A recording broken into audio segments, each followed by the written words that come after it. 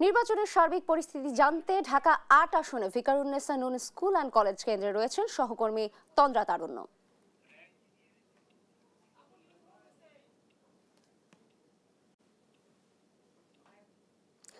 তন্দ্রা, vote গ্রহণের সার্বিক পরিস্থিতি আপনি কেমন দেখছেন এবং ঢাকা ৮ তো বেশ আলোচিত একটি আসন, সেখানে নিরাপত্তাজনিত কোনো সমস্যা আছে কিনা বিস্তারিত জানাবেন।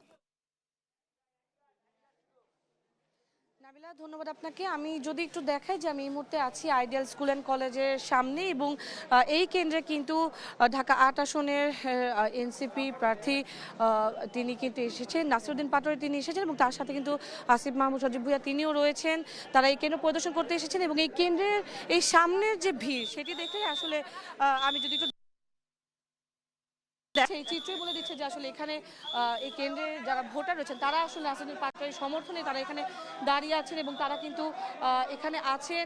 তারা গেট দিয়ে প্রবেশ করার সময় এখানে তার ভোটার যারা রয়েছেন তারা কিন্তু এখানে ছিলেন এবং তারা কিন্তু তার সাথে কথা বলেছেন এবং জানাচ্ছিলেন যে আসলে এখানে তাদের এখানকার সার্বিক পরিস্থিতির ব্যাপারেও কিন্তু তাকে বলছিলেন। আমরা একটু চেষ্টা করব নাসিরউদ্দিন পাটোয়ারির সাথে কথা বলতে এবং তার কাছে তার বক্তব্য শোনার একটু চেষ্টা করবো। তবে তার আগে একটু জানিয়ে রাখি যে যেহেতু তার সমর্থনে এখানে অনেকেই রয়েছেন তারাও আসলে চেষ্টা করছেন ভিতরে ঢোকার।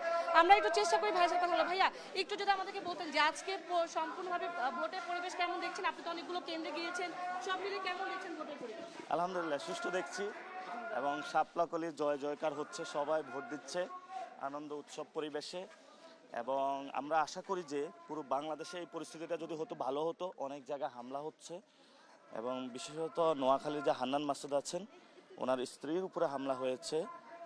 বিভিন্ন জায়গা থেকে আমরা অনেক সংকেত শুনতে পাচ্ছি যেখানে হলো সুষ্ঠু নির্বাচন ব্যাহত করার একটা প্রচেষ্টা চলছে। আমরা বলেছিলাম আমরা যে কোনো মূল্যে সুষ্ঠু নির্বাচনের দিকে এগিয়ে যাব। যেন সুষ্ঠু নির্বাচন যদি আমরা করতে না পারি ভারত এবং আওয়ামী লীগ প্রবেশের একটা আশঙ্কা রয়েছে। এবং আজকে সবচেয়ে একটা বড় বিষয় হলো ধান আর লাঙ্গল হলে একসাথে হয়ে গিয়েছে। এটা বাংলাদেশের জন্য একটা অশনির সংকেত। এবং আমরা আমাদের নেতা নতুন রিন গভীর থেকে পরিষ্কার করে কাপড়কে রাখে নতুনের মতো উজ্জ্বল। নতুন রিন অ্যাডভান্সড পাউডার। কর্মী যারা আছে তাদেরকে নির্দেশনা দিয়েছে যে সন্ধ্যা পর্যন্ত যে কোনো মূল্যে আপনি যদি একটু আহত হন ধৈর্য ধরে থাকবেন, ইনশাল্লাহ বিজয়ের ফল সুমিষ্ট হবে। আমরা এর পরে কথা বলবো এবং এই সময় কারো উপরে কোনো আমরা কিছু বলবো না। আপনাদের যদি কেউ ধাক্কা দেয় প্রশাসনের কাছে ইনফর্ম করবেন। আমরা পুরো জিনিসটা আইন শৃঙ্খলা বাহিনীর হাতে দিচ্ছি, যেহেতু ওনারা নির্বাচন আয়োজন করছেন। আমরা কোনো বিশৃঙ্খল পরিস্থিতি কেউ সৃষ্টি করতে চাইলে আমরা খোঁজ পাচ্ছি যেভাবে এখানে শাপলাকলির জনজোয়ার সৃষ্টি হয়েছে, তারা এখানে ভোট কেন্দ্রে স্থগিত করার জন্য নির্বাচনটা তারা অনেক প্রচেষ্টা করবে। আমরা সেটা ইনশাল্লাহ ট্যাকল দেওয়ার চেষ্টা করব। এখন পর্যন্ত আপনার সাথে দেখলাম অনেক ভোটাররাই কথা বলছে, কারো কোনো অভিযোগ কিছু দিয়েছে কিনা বা কোনো কিছু আপনাকে জানিয়েছে? অভিযোগ একটা জায়গায় পেয়েছে যে ভিতরের যে পুলিশদের কাছে বডি ক্যাম আছে তাদেরকে একটু আড্ডা দিয়ে পাশে নেওয়ার চেষ্টা করছে, ফলত ওইটা অ্যাক্টিভ থাকতেছে না। আরেকটা জায়গা হলো ভোটারের যে ক্যাম্পগুলো এগুলো 400 গজের বাহিরে থাকার কথা, এগুলো একদম নিকটবর্তী করা হয়েছে এবং প্রচুর করা হয়েছে। আর আমাদের ভোটারদের একটা ভীতি তৈরি করার প্রচেষ্টা চলছে, যেভাবে হলো গুন্ডা বাহিনী নিয়ে ভোট কেন্দ্রের সামনে সবাই হলো রাউন্ড দিচ্ছে। এটা যদি একটু কমানো যায় এটা ভালো হয়, মানে ভোটাররা শান্তিপূর্ণভাবে ভোটটা দিতে পারবে। আমাদের যারা আমার সাথে আসতে চেয়েছিল আমি বলছি দূরে থাকুন, এখানে হলো ভোটারদের স্পেস। আপনি যদি ভোটার হন তাহলে আসবেন, প্রবেশ করবেন, যদি কোনো ভোটারের হেল্প প্রয়োজন হয় তাকে হেল্প করবেন, আর যদি কোনো সন্ত্রাসী অ্যাক্টিভিটিস চালানোর প্রয়োজন হয় তাহলে আপনারা প্রতিহত করবেন। শেষ সময় আপনি আসলে কতটা আশাবাদী? তো সময় পার হলো, আশাবাদী ইনশাল্লাহ। প্রায় 3.5 ঘন্টার মতো ভোট হলো।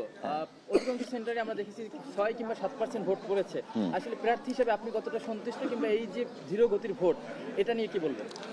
আমার ভোটার বেসটা বেশি জেনজি, ফলত জেনজিরা কালকে রাত্রে মানে চাঁদ রাত ছিল তো একটু লেট করে ঘুমাইছে, তো তারা আশা করি যে একটু পরে উঠে যাবে এবং তারা আশা ধুমায় ভোট দিবে।